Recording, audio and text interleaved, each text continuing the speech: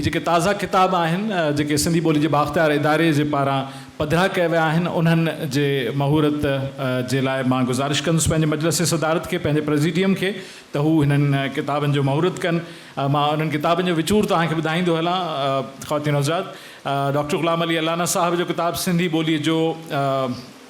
तशरीही grammar, उन खां सवाइ डॉक्टर अब्दुल जब्बार जुणेजा साहिब जो किताब सिंधी अदब जी तारीख़, जेको पहिरीं बि सिंधी लैंग्वेज अथॉरिटी छापे चुकी आहे मुख़्तलिफ़ भाङनि में, हींअर उन्हनि खे ॿीहर रिप्रिंट कयो वियो आहे।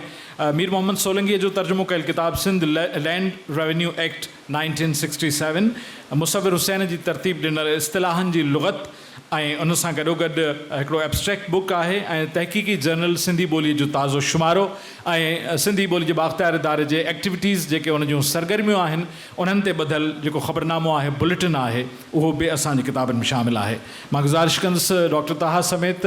डॉक्टर साग समेत समेत जेके बि मजलिस सदारत में असांजा दोस्त मौजूदु आहिनि त हू उन्हनि समूरनि किताबनि जो महूरत कनि।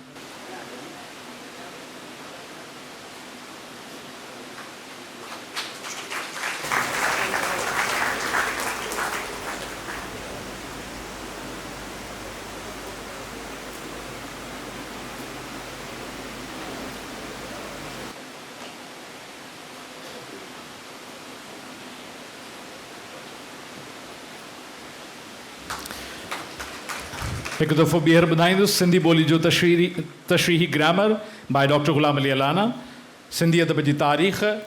मां डॉक्टर एहसान दानिश खे बि गुज़ारिश कंदुसि हू बि हिन लम्हे में असां सां अचे साथ निभाए।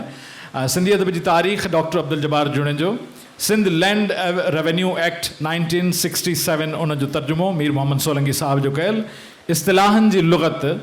मुसविर हुसैन साहिब जी तरतीब ॾिनल तहक़ीक़ी जर्नल सिंधी ॿोली उन जो ताज़ो शुमारो, एब्स्ट्रैक्ट बुक ऐं सिंधी ॿोली जे बाख़्तियार इदारे जो ख़बरनामो।